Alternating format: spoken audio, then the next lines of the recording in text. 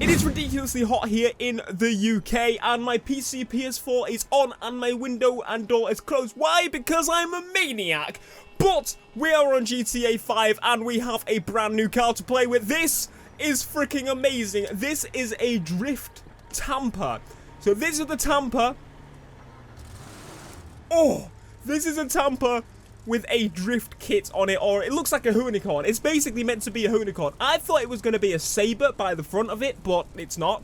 It's just, it's such an awesome looking car. My only hope is that it handles differently.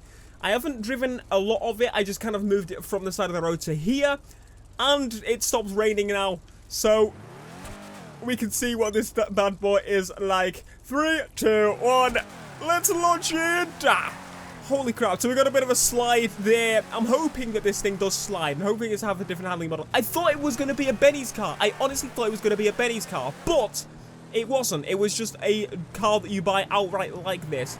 I put this livery on. That felt a little bit slidey. I put this livery on because I wanted to see the other one, like see what this one is like before putting the other one on. I think I'm going to go with the other option, but yeah, I wanted to see. Anyway, without further ado, let's tap some handbrakes and see if this thing can get some slides going on. Hopefully, it can. I just find a place where I can do it without hitting I don't want to hit traffic. So, straight away, the handling base itself feels pretty similar, except for, I just smashed it already. That's what I didn't want to do. Except for the fact that it actually feels a little bit slidey. Can I actually drift this thing? I'm actually, oh, loss of power, normal GTA code. So, it feels a little bit slidier. It feels a little bit slidier compared to other cars. But, it still has that weird loss of power that GTA gets when it gets to a certain, certain angle or certain speed. It seems, I'm not exactly sure. I'm honestly not exactly sure. It feels like it does. Slide a lot better than normal cars. But still, it's still GTA handling, if that makes sense. It's probably one of the better drift cars that I've driven stock. Like, this is stock, remember. If we fully upgrade this thing, it's probably going to drive a little bit better. We're going to hopefully we can upgrade it. I'm hoping that we can upgrade it. And I think, again, at the same time, you've also got to remember that they want people to use this in races as well. And you're not really going to be wanting to be drifting around that much. So you're going to have to, make sacrifices in the drifting to get a bit of stability when actually racing as well. And I think from the look of it, it's more of an apparel thing with a slight tweak on the handling. I was hoping it was going to be a lot, massively slidey compared to... I was hoping it was going to be massively slidey compared to normal cars, but unfortunately, thus far, it doesn't look like that is the case. But we're going to go to Los Santos Customs now. It had the weird loss of power again. I'm going to go to Los Santos Customs now and see if we got any upgrades for this thing, because if we have, we may actually be able to get this thing to slide a little bit better, but thus far, I'm a little bit disappointed. I was hoping it would have a slightly different handling modeling where it just slides a bit more, but again, it would be useless for races in that case. So, we've got the armor upgrades, the brake upgrades. We'll do all of the performance upgrades. Annoyingly, they've stopped giving me the fucking discount. The horns, not going to bother. Lights, livery. Now, you could remove it completely, and I think that's what I'm going to do. But there's that unicornish looking design, which looks freaking awesome. But I need to decide on the colour, actually, before I do that. We can choose the plate, which is, well, useful. Respray, cell, suspension, which slams it. Slamming the suspension may actually help as well. Transmission, turbo. We put a turbo in a drift muscle car. I feel bad. The wheel type, I'm wondering if we actually change... Oh, they're actually on sale. If we change these wheels, are they gonna... They still stick out. I mean, I don't really want to change them because they look freaking awesome. If I could actually find wheels like that, I would. But I don't think there's anything wheels with tire treads like that. So, yeah. I know there is a way to change the color of the stock tires. That's like a glitch to do it. I don't particularly want to bother doing that right now because I should be driving to Birmingham right now, but I thought, you know what, I need to cover this GTA DLC for you.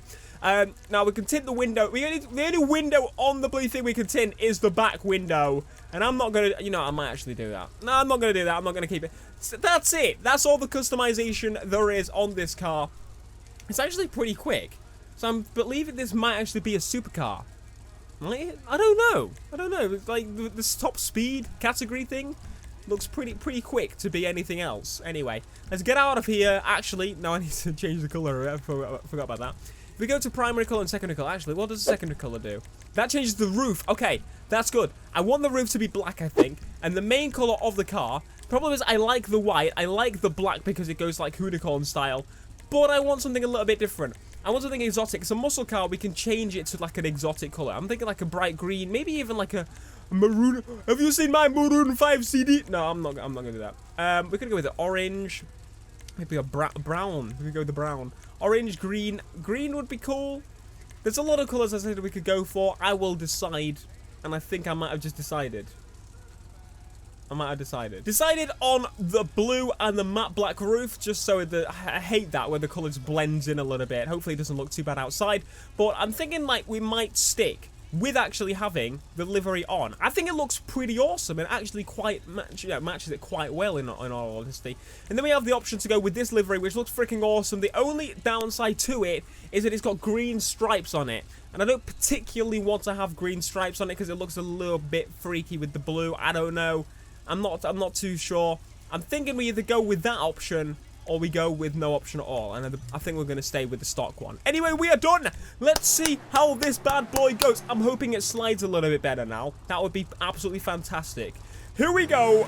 Let's see the launch. I think this thing actually might be all-wheel drive. I need to do the test. We need to do the test. We've got to do the test. All right, here we go. All-wheel drive. Yes, it is all-wheel drive. It is an all-wheel drive drift Tampa. It's an all-wheel drive drift. It's basically the unicorn.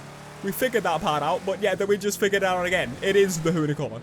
A million times over for a million different reasons. What we should probably do is go to roads that aren't as busy. That might actually help, but let's try and get the slide on. That didn't slide at all. That grips. Mate, you're not supposed to grip. You're supposed to slide a little bit more.